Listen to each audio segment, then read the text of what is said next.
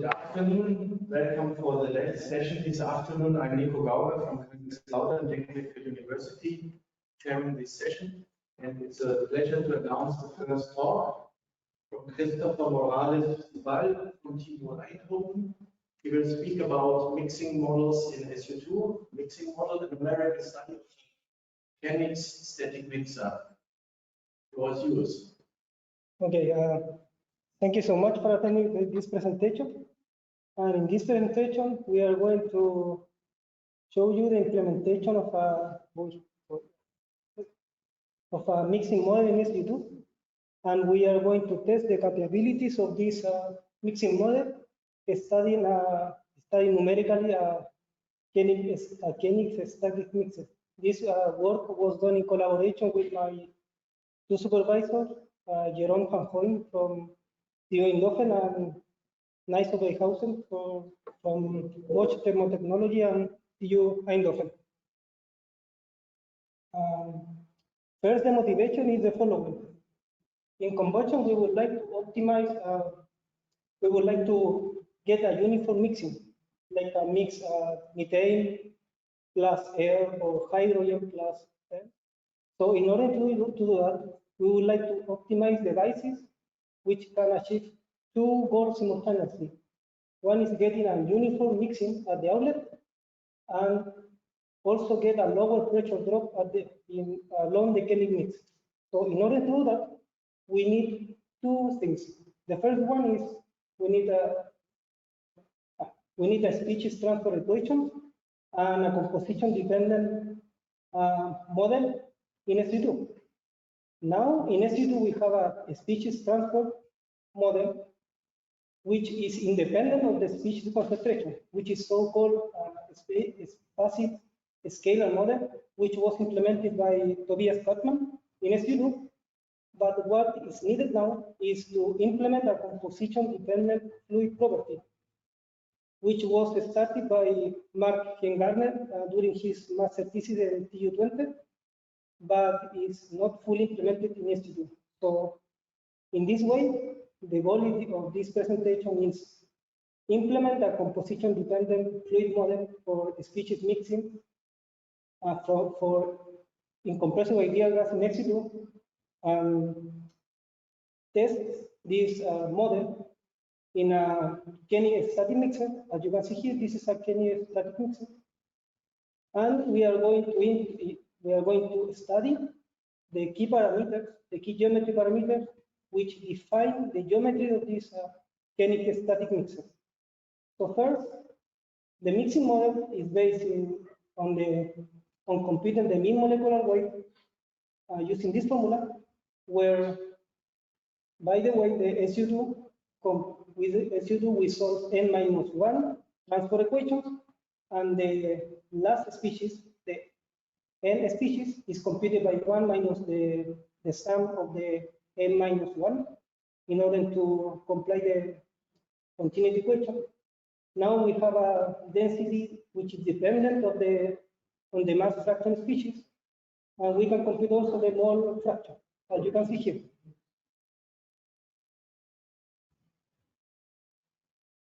We have also implemented two viscosity models. One is the Wilk method, which is a weighted average mole, which is a mole fraction weighted average in the viscosity of each species, and the Davidson method, which is based in the molecular theory given by these two formulas. We also implemented a thermal conductivity based on this expression. We have also added the specific heat capacities as constant pressure, as you can see here, and at constant volume, as you can see here. And also we compute the diffusion coefficient based on the unity Lewis number assumption, which is the rate between the mass diffusivity reflects to the heat transfer. So we can see the performance of the mixing model. In the left plot here, we can observe the mixture viscosity. In the blue line is the Wilk model. In the Dutch line, the Davidson. This one is the experimental data, and we can see that the two models predict quite well the experimental data. And we can also see the performance of the diffusion coefficient for different velocities with the current implementation, with the Kenics theory, and with two experimental data. And we can see that they are slightly different, but at least the trend is more or less is quite obvious in this one. So in order to use this mixing model, we have the following configuration of this. We can enable the model using the fluid mixture in the fluid model. We have to specify the fluid properties for each species, such as the molecular weight, the specific heat capacities, and we do the same for the viscosity and for the conductivity. We can also specify the viscosity model. For each viscosity, we can specify we can use the Sutherland model, the constant conductivity and polynomial conductivity. And for the mixture viscosity, we have two options, which are the Will and Davidson. And in order to specify the diffusivity model, we have this option, the unity rule. Also, there is other ones that are the constant diffusivities and all.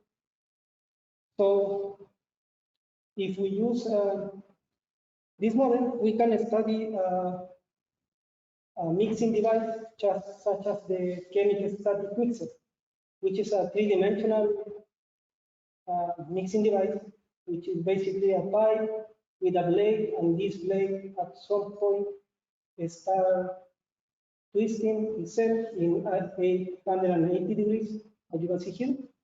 And then the second blade starts 90 degrees perpendicular to the previous one, and so on. So in this case, in this presentation, we are going to study a Kenics mixer with three mixer elements, as you can see here. We have the diameter, we have an exit and entrance length, and we have two geometry parameters that define the Kenics mixer, which are the blade thickness, this A given here, and the aspect ratio, which is the ratio between the length of the Kenics, or the length of the mixer element with respect to the diameter. And we also have and using this aspect ratio, we can compute the length of the mixing element using this formula. So for the first simulation, we are going to use this setup for the first one. For the numerical setup, we use the incompressible Navier-Stokes solver and the runs with the SA model, which just depends on the Reynolds number that we are going to use. We also, the CFL number range from 10 to 200, depending on the aspect ratio. The meshing was made in Gmesh, and the element, which depends on the length of the Kenics, range from these two numbers. And we have the boundary condition, which we have a inlet 1, which is pure methane, inlet 2, which is pure air, and we have a velocity inlet 1 meter per second. This is the temperature. We have adiabatic volts and temperature of the outlet. So if we run one simulation, we can observe the flow. Here we have the velocity, and here we have the mass fraction of the methane. So we can see now the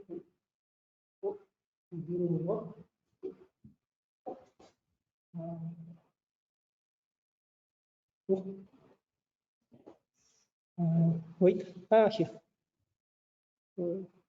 How can I?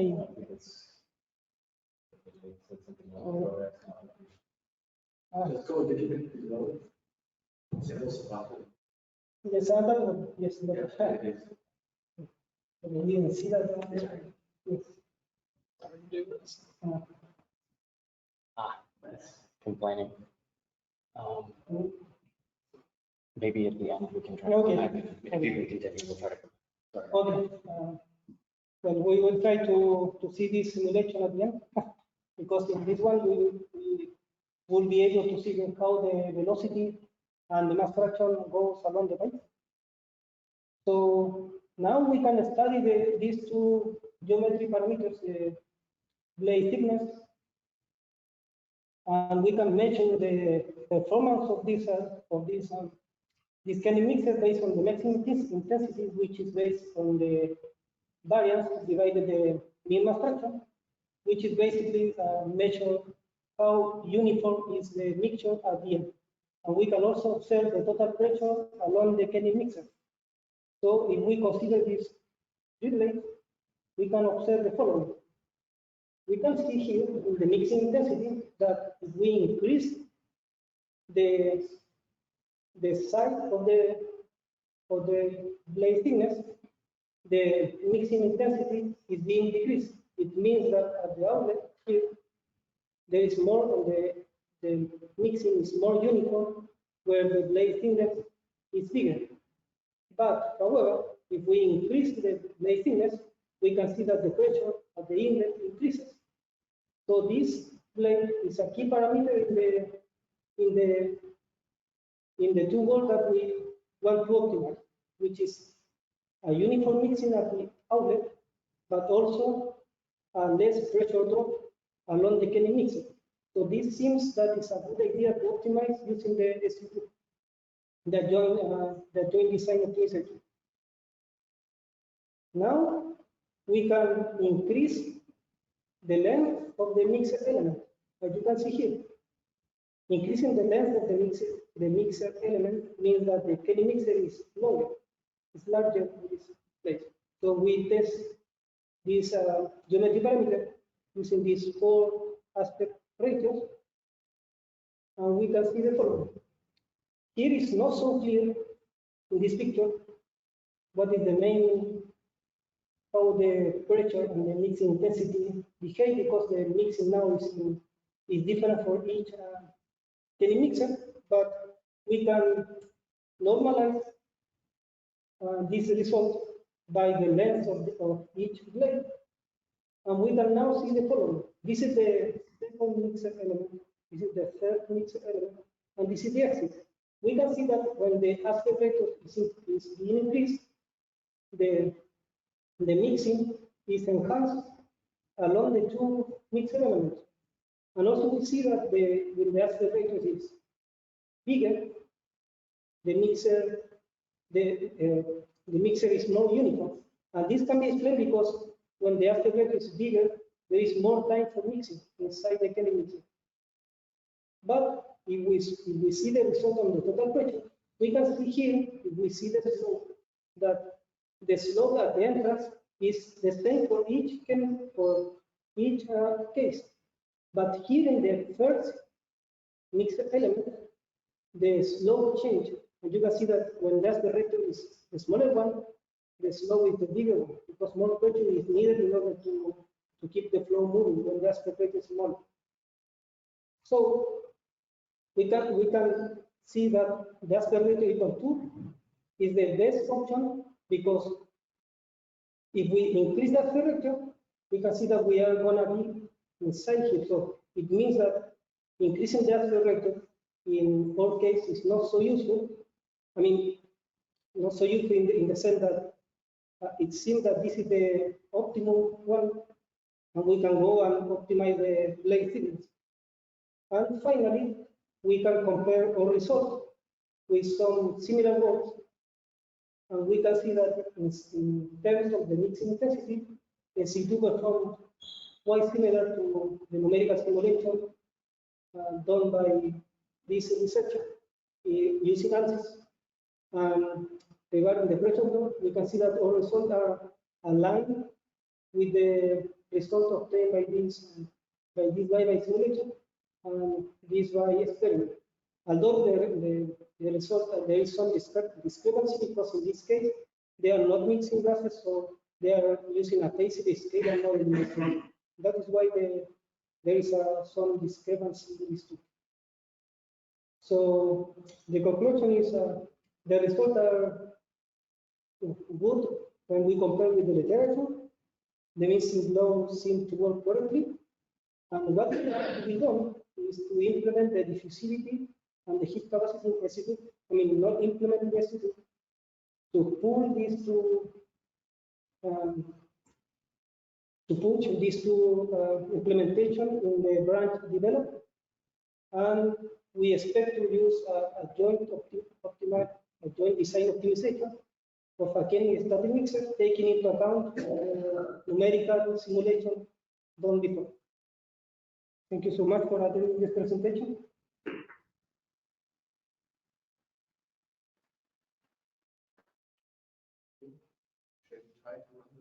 Okay.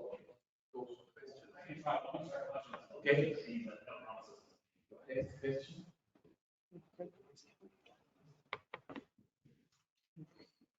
Hi, it seems like we have quite a complex geometry that is defined by quite a few variables. Have you considered using any of this to understand the relationship between things like aspect ratio and relatedness or the driver? I think the users of that will mesh elements. It could be quite costly, and it might be better to try and understand the relations first. Question was about geometry and parameters. All these things.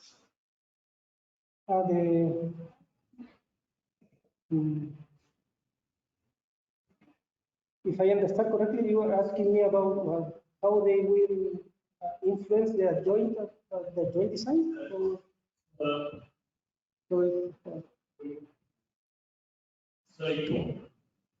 So you considered aspect ratio and relatedness, yes. right?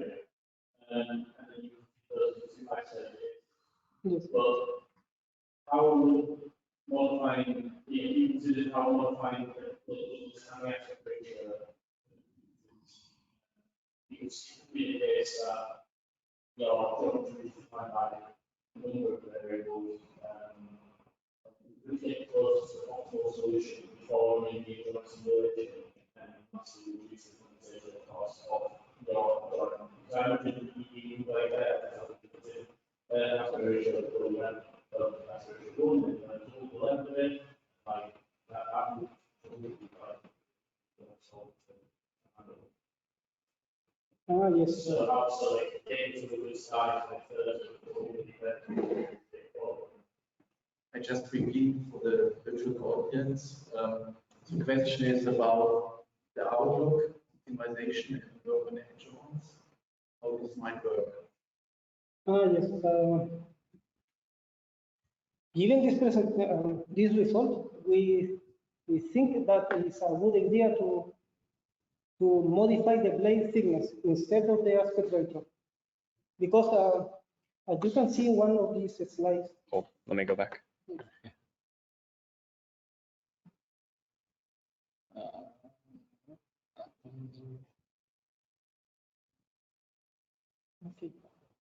One second. You have to share it with the. Okay, it should come up.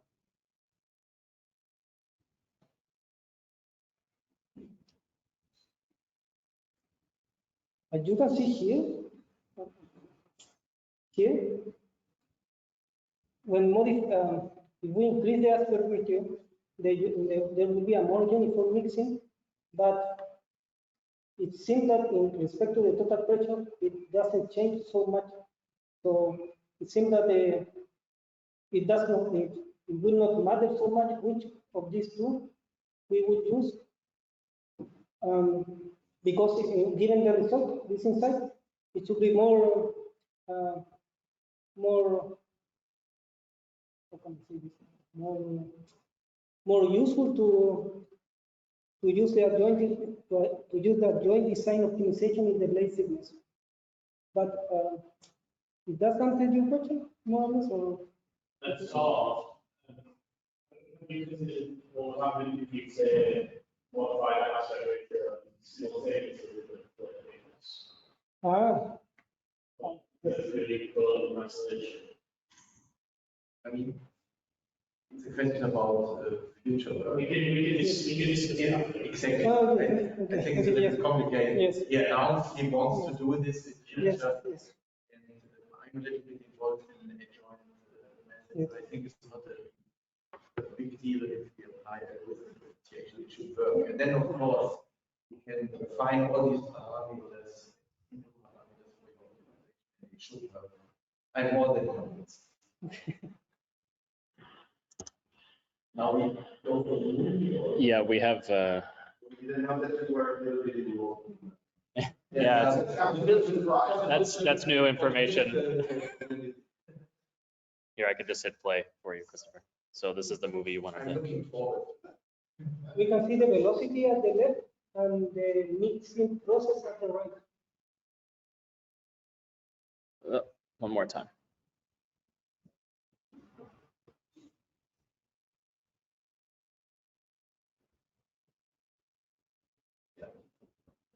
Nice. Very nice.